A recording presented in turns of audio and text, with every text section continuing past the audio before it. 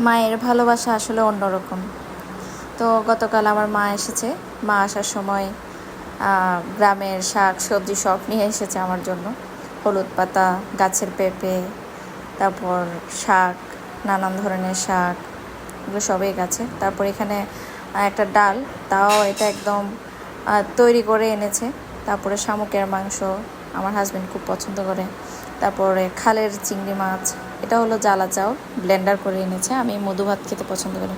আর এটা হলো একটা তিতা শাক, মিজরি শাক বলি আমরা, ওইটার ফুল বাটা। তো এটা নানান ধরনের সবজি দিয়ে খেতে বেশ মজা। তারপর এখানে এনেছে বিনি চাউলের গুঁড়া, চাউলটাকে গুঁড়ি করে এনেছে। তারপর এনেছে শুকনা শিমের বিচি, খই, আমার ছেলে খই পছন্দ করে। এটা হলো যে বিনি চাউল। তারপরে এটাও পুঁই শাক ছিল গাছের। তারপরে এখানে মিষ্টি, এমনি বিস্কিট, এগুলাই। তো মায়ের ভালোবাসার আসলে কোনো তুলনাই হয় না। আমি, আমার হাজব্যান্ড যা যা খেতে পছন্দ করি আমার মা সব নিয়ে এসেছে। আর এখানে তো আমার ছেলে মহা খুশি আমার মাকে পেয়ে।